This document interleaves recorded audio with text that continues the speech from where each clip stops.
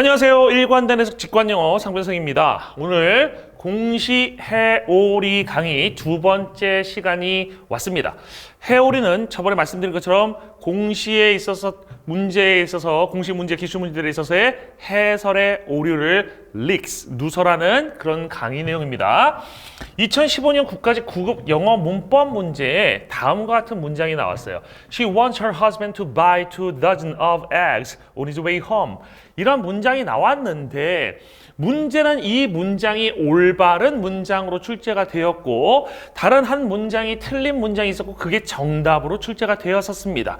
근데 문제는 뭐냐면 여기 있었던 2 dozen of eggs라는 이 표현이 원어민들도 쓰지 않는 표현, 여기서 말하는 원어민들이 쓰지 않는다는 표현은 현대 영어에서 쓰이지 않는다는 말씀이고요. 현대 영어학 책이라든지 아니면 문법서라든지 유세이지, 용법 관련되는 책에서 올바르다고 표현이 되지 않는 그런 표현입니다.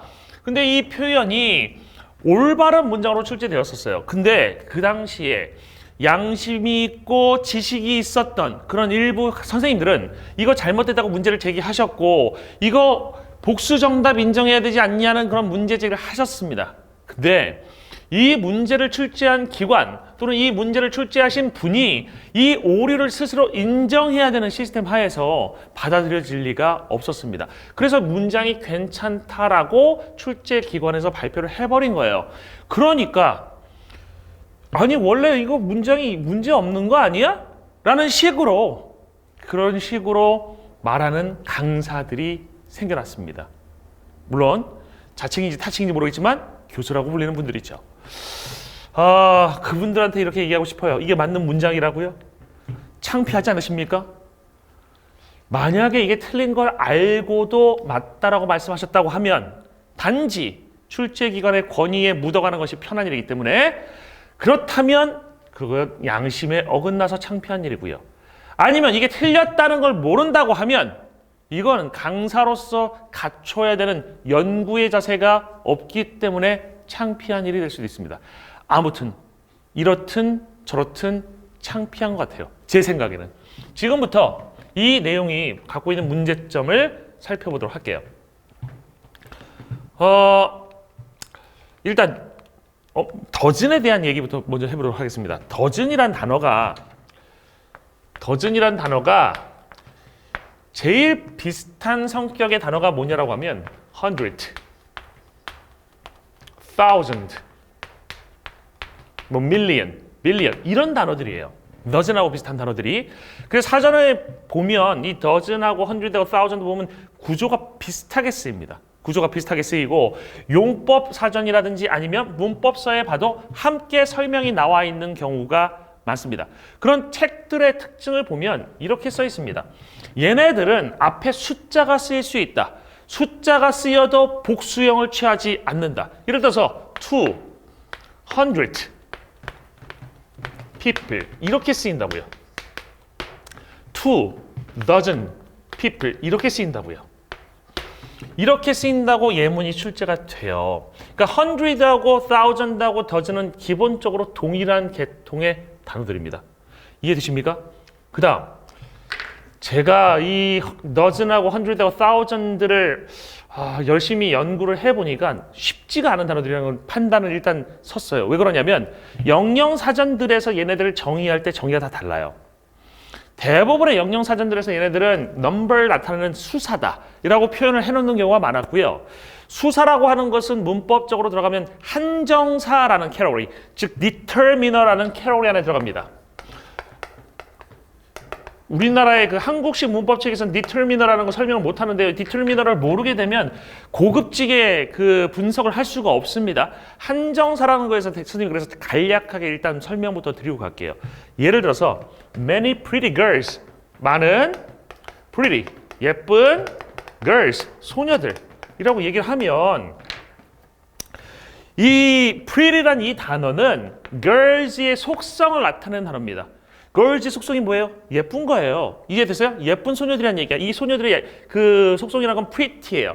속성을 나타내는 것들을 영어에서 형용사라 얘기를 합니다.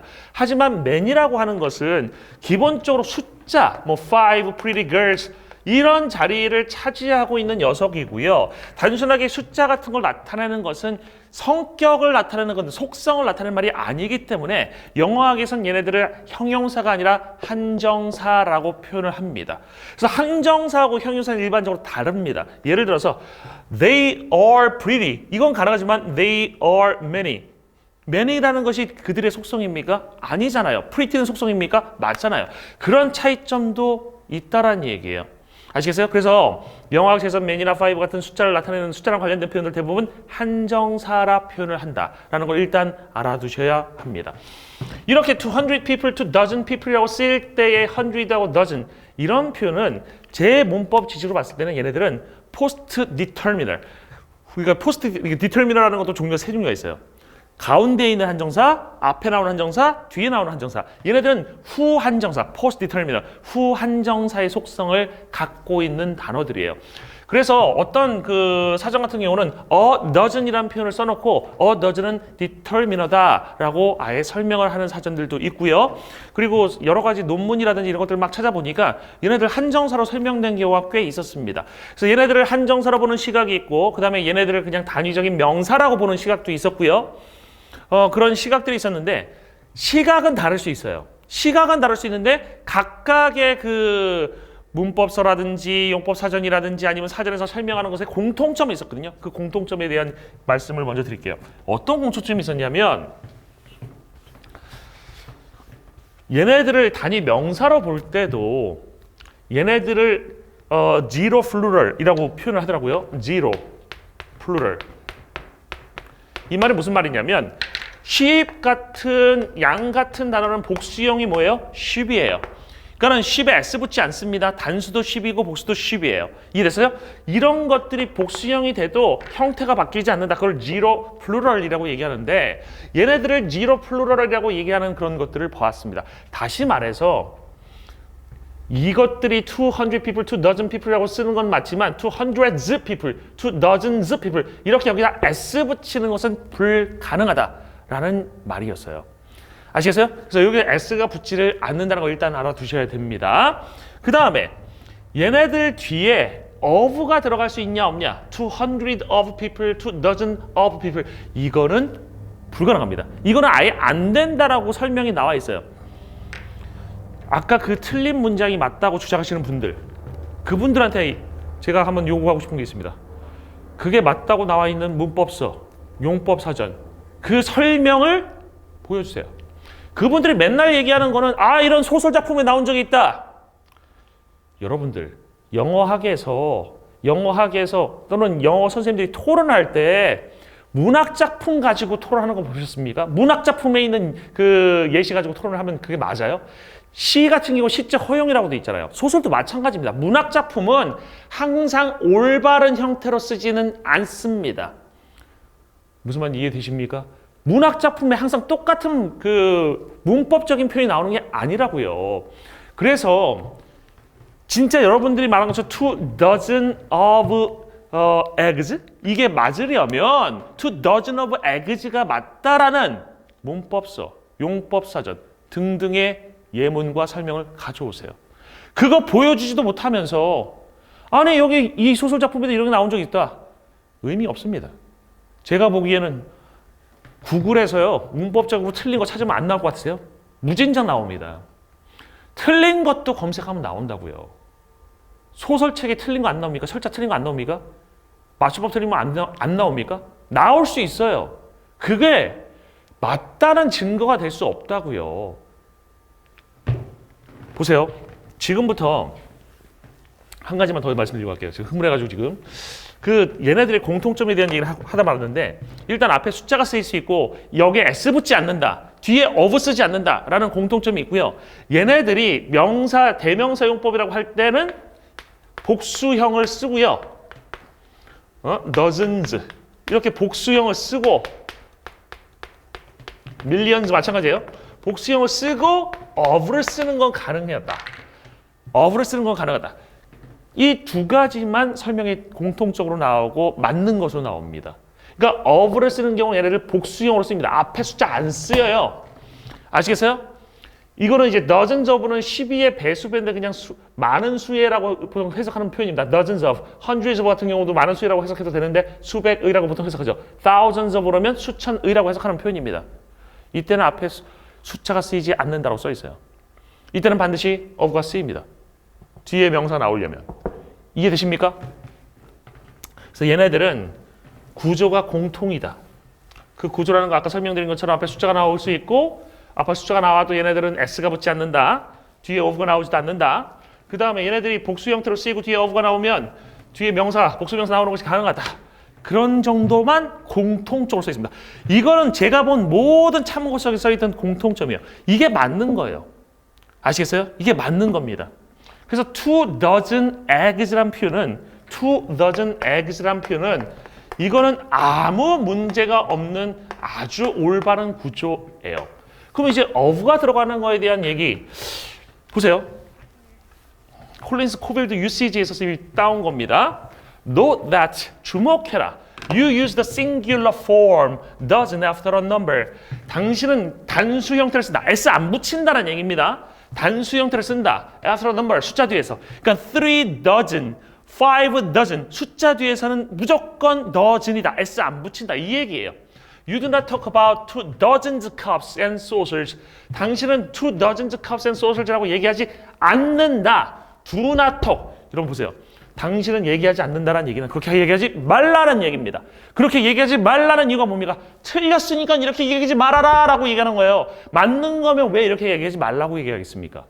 그 다음에 You also do not use of after dozen. 이렇게 쓰일 때 of 쓰지 않는다라고 콜린스 코빌드를 만든 저자가 써놨습니다. 영어 학자가 지은 책이에요. 영어 학자, 원어민 학자가 쓴 책이에요. 석학, 권위자입니다. 이 사람이 한 얘기에 of 쓰면 안 된다는데 왜 of 쓴 거 맞다고 합니까? 말이 됩니까? 자기가 잘못 출제했기 때문에 쪽팔리니까 인정하기 싫으니까 그럴 수 있는 거 이해해요. 너무하잖아요. 그래도 학자의 양심 없어요? 문제 출제하신 분 학자의 양심 있는지 물어보고 싶어요. You do not say 2 dozen of cups. 안 된대요. 2 dozen of cups 안 된대요. 이게 콜린스 코빌드 유세이지에 나온 거라고요. 그 다음 보겠습니다.